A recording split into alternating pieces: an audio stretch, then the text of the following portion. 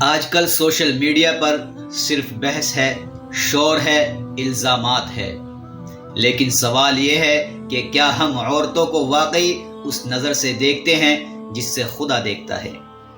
آج ہم بات کریں گے پریمانند جی کے بیان کے دوسرے پہلو پر، وہ پہلو جس میں صرف تنقید نہیں بلکہ اصلاح اور محبت اور سچائی ہے۔ پریمانند جی نے حال ہی میں ایک بیان دیا جس میں انہوں نے عورتوں کے خلوص پر بات کی۔ اس بیان نے کئی دلوں کو چوٹ پہنچائی اور کئی ذہنوں میں سوالات پیدا کیے، مگر اگر ہم صرف الفاظ پر رک جائے تو شاید ہم اصل پیغام کھو بیٹھے۔ ہر عورت صرف جسم نہیں، صرف ظاہری کردار نہیں، عورت ایک ماں ہے، ایک بیٹی ہے، ایک بیوی ہے، ایک بہن ہے۔ عورت وہ ہے جو نسلوں کو گود میں پروان چڑھاتی ہے اور سجدوں میں اپنی اولاد کے لیے روتی ہے۔ اگر کوئی عورت غلط راہ پر چلی جائے تو کیا ہم نے اس کی تربیت، اس کے حالات، اس کے زخم دیکھے؟ کیا ہم نے اس کے اندر کی چیخیں سننے کی کوشش کی؟ نبی اکرم صلی اللہ علیہ وسلم نے فرمایا، جو عورت غلطی کرے اس سے نفرت نہ کرو بلکہ اسے ہدایت کی روشنی دو، اس کے لیے دعا کرو۔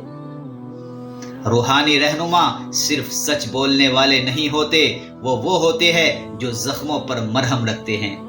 عورت کو ناپاک کہہ دینا آسان ہے، لیکن ایک سچے ولی کے لیے پاک کرنا اصل روحانیت ہے۔ اور مردوں کے لیے بھی پیغام ضروری ہے، مرد بھی بے عیب نہیں ہے۔ اگر عورتوں کے کردار پر سوال اٹھائے تو مردوں کو بھی آئینہ دکھانا ہوگا۔ ہم سب کو اپنے آپ سے سوال کرنا چاہیے، کیا ہم انصاف کر رہے ہیں؟ کیا ہم اپنے دلوں میں رحم رکھتے ہیں؟ کیا ہم انسانوں کو ان کے ماضی سے نہیں بلکہ ان کے ارادوں سے پرکھ رہے ہیں؟ شاید پریمانند جی کا انداز سخت ہو، لیکن اگر ان کے پیغام کا اصل مقصد روحانی بیداری تھا تو ہمیں ان الفاظ کو نفرت میں نہیں بلکہ سمجھداری سے لینا چاہیے۔